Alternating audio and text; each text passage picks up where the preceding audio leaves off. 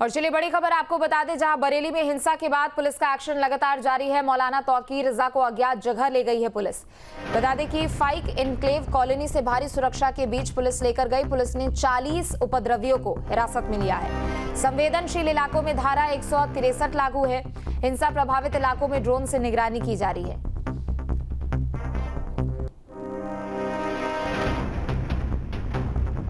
तो यूपी के बरेली में हिंसा के बाद पुलिस का एक्शन लगातार जारी है। बता दें कि मौलाना तौकीर रजा को अज्ञात जगह पर पुलिस लेके गई है। फाइक इनक्लेव कॉलोनी से भारी सुरक्षा के बीच पुलिस लेकर गई है। पुलिस ने 40 उपद्रवियों को हिरासत में भी लिया है।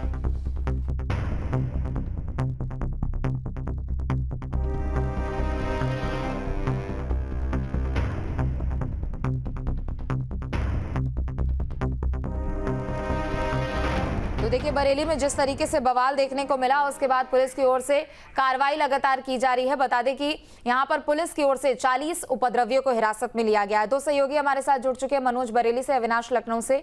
मनोज, सबसे पहले आपका रुख करते हुए, बरेली में कल जो उत्पात देखने को मिला, जो बवाल वहां पर देखने को मिला, उसके बाद अब 40 उपद्रवी अभी तक हिरासत में लिए गए हैं।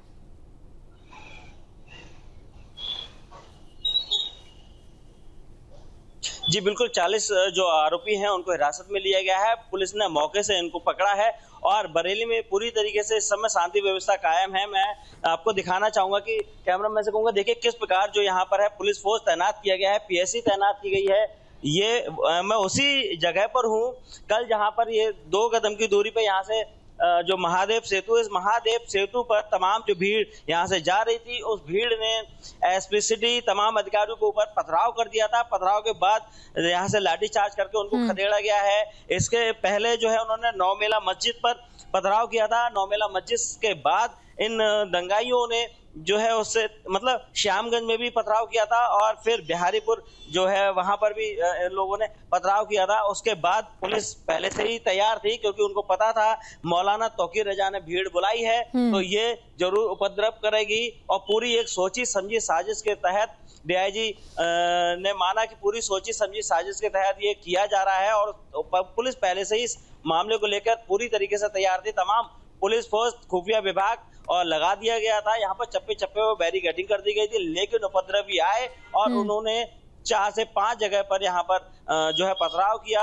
और माहौल खराब करने की कोशिश करी, आगजनी करने की कोशिश करी, लेकिन पुलिस ने सतर्कता दिखाते हुए सब विफल कर दिया। SSP Anurag Arya, SP city मानुष पारेख और जो डीआईजी है वो खुद मौके पर बने रहे और यही वजह थी कि अधिकारियों के लगातार बने रहने की वजह से जो इनके नाकाम मंसूबे थे उनमें इनको विफल कर दिया गया और इन पर सख्त से सख्त कार्रवाई की जा रही है। लेकिन सबसे बड़ी बात यह है कि मौलाना को नजरबंद किया गया है, लेकिन अब मौलाना के खिलाफ मांग उठने लगी है उनको गिरफ्तार करने की, उन पर कार्रवाई करने की। तमाम हिंदू संगठन अब इसमें कह रहे हैं कि ऐसे लोगों पर गिरफ्तार किया जाए, क्योंकि लंबे समय से मौलाना तौकीर रजा बरेली की फिजा को बिगाड़ने का काम करते हैं, बरेली का माहौल खराब करने की कोशिश करते हैं। और आज कोई पहला दिन नहीं है, इससे पहले भी जब भी उन्होंने भीड़ बुलाई है, इस भीड़ ने कुछ ना कुछ उपद्रव किया है। तो जरूरी है, ठीक है, लौटेंगे आपके पास मनोज। चूंकि देखिए तौकीर रजा की ये फितरत है कि वो बार बार ऐसे विवादित बयान देते हैं और उसके बाद लोगों को जुटाने की कोशिश करते हैं। अविनाश, आपका रुख करते हुए, कानपुर से शुरू हुआ ये पूरा विवाद, जो कि अब बरेली इस तरीके की तस्वीरें देखने को मिली है। हालांकि वहां पर पुलिस मुस्तैद है, लेकिन कई उपद्रवी जिनको अभी भी पकड़ना बाकी है।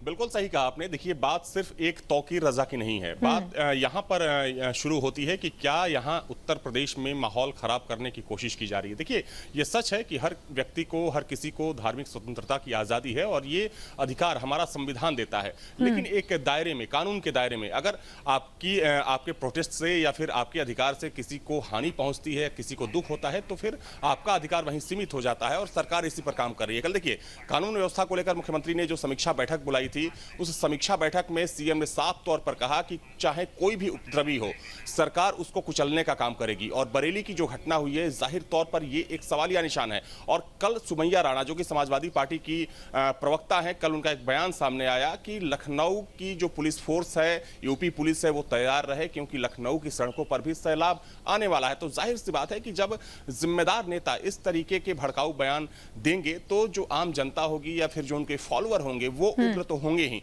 और कल यही देखने को मिला बरेली में, जब मौलाना तौकीर रजा ने प्रोटेस्ट बुलाया और उन्होंने ऐलान किया था, चूंकि तौकीर रजा का जो पूरा कह सकते हैं कि विवादों से उनका चोली दामन का साथ हमेशा से रहा है, तमाम उनके विवादित बयान हमेशा से आते रहे हैं। हालांकि इससे पहले की बात करें तो तौकीर रजा ने एक अलग लाइन खींचने की कोशिश की थी, तो संभवतः तब सबको ये लगा कि शायद अब तौकीर रजा किसी दूसरी लाइन पे जाने वाले हैं, लेकिन एक बार फिर से उसी लाइन को उन्होंने अपनाया और जाहिर तौर पर अब सरकार इस पर कड़ा एक्शन लेती हुई नजर आ रही है। चूंकि अगर हम LIU यूनिट की बात करें, इंटेलिजेंस की बात करें, या फिर जो पुलिस विभाग की जो तमाम इकाइयां हैं उनकी बात करें, तो उनको सतर्क रहने के लिए कहा गया है। और बरेली के आसपास के जो संवेदनशील जिले हैं, खास तौर पर वहां पर सतर्कता तो बरती ही जा रही है। इसके अलावा पूरे प्रदेश में, चाहे हम लखनऊ की बात करें या फिर उन इलाकों की बात करें जहां पर ऐसे प्रोटेस्ट पहले भी होते रहे हैं, आपने देखा था CAA NRC के दौरान लखनऊ राजधानी में भी जमकर हिंसा हुई थी, जमकर तोड़फोड़ हुई थी, कई लोगों की जान गई थी। तो इन तमाम इलाकों में, इन तमाम शहरों में सरकार की तरफ से अब एहतियात बरता जा रहा है और पुलिस को अलर्ट किया गया है कि अगर कहीं से कोई उपद्रवी इस तरीके की अशांति फैलाने की कोशिश करता है तो उसके खिलाफ सख्त से सख्त कार्रवाई की जाए। और कल समीक्षा बैठक के दौरान मुख्यमंत्री ने साफ तौर पर, चाहे हम DGP की बात करें, प्रमुख सचिव गृह की बात करें, शासन के वरिष्ठ अधिकारियों की बात करें, सबको निर्देशित कर दिया है कि उपद्रवियों के साथ किसी भी कीमत पर उनके साथ अगर वो उपद्रव करते हैं तो उनके साथ मजबूती से उनको जवाब देने की जरूरत है, तभी वो शांत होंगे। ठीक है, लौटेंगे आपके पास। मनोज, एक बार फिर से आपका रुख करते हुए, कानपुर से ये पूरा विवाद शुरू हुआ। विवाद हालांकि कुछ और था, लेकिन वो बन कुछ और गया, क्योंकि यहाँ पर बयानबाजी इन विवादों को तूल देने में हमेशा आगे रही। लेकिन तौकीर रजा एक के बाद एक कई ऐसे बयान देते चले गए और हमेशा माहौल को बिगाड़ने की कोशिश उनकी ओर से की गई है। लेकिन अभी वहां पर पुलिस प्रशासन क्या कह रहे हैं? जितने उपद्रवी गिरफ्तार किए गए हैं, क्या वो सभी बरेली के हैं या फिर बाहर से भी आए थे यहाँ पर?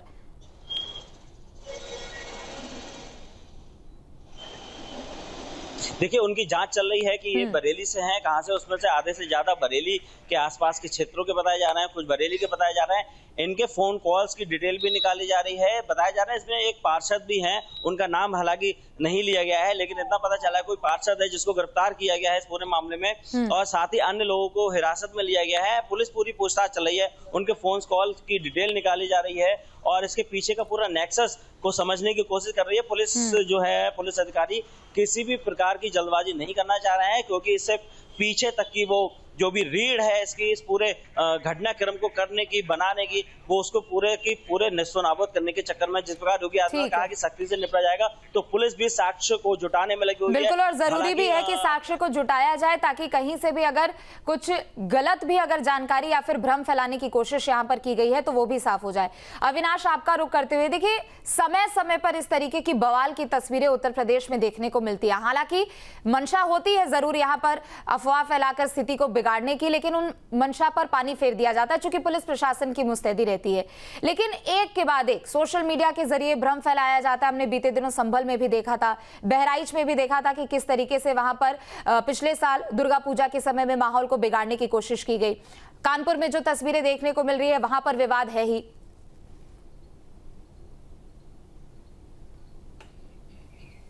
बिल्कुल सही कहा आपने। देखिए, और एक सबसे बड़ा सवाल ये भी है कि हर बार चूंकि एक ऐसा मुद्दा उठाया जाता है जो कहीं ना कहीं लोगों के सेंटिमेंट के साथ जुड़ता है, चूंकि इस मुद्दे के साथ या ऐसे जो विषय होते हैं कहीं ना कहीं लोग उससे खुद को कनेक्ट करते हैं और उसी का फायदा जो साजिश करने वाले लोग हैं वो उठाते हैं। हालांकि इसके पीछे कोई साजिश है या नहीं है ये तो पुलिस की जांच के बाद पता चलेगा। लेकिन देखिए, हालिया जो घटनाक्रम रहा है पूरे देश का, आपने देखा लद्दाख में क्या हुआ। लद्दाख में इसी तरीके से एक प्रोटेस्ट होता है, वहां पर कई लोग मारे जाते हैं, खून खराबा होता है। तो अब पुलिस उस एंगल से भी जांच कर रही है कि क्या किसी बड़े संगठन का इस पूरे प्रोटेस्ट के पीछे कोई हाथ है या नहीं है। क्योंकि देखिए, ये जो पूरी घटना है, जो पूरा प्रोटेस्ट है वो कानपुर से शुरू हुआ। कानपुर के बाद लखनऊ, प्रदेश के अलग अलग हिस्सों में ऐसे प्रोटेस्ट देखे गए, और ना सिर्फ प्रदेश में बल्कि देश के दूसरे हिस्सों में भी। चूंकि उसके जवाब में जो हिंदुवादी संगठन है वो भी उतरे, उन्होंने आई लव महादेव और ऐसे कुछ स्लोगन के साथ वो भी उन्होंने भी प्रोटेस्ट किया। लेकिन सवाल ये है कि क्या धार्मिक कट्टरता जरूरी है?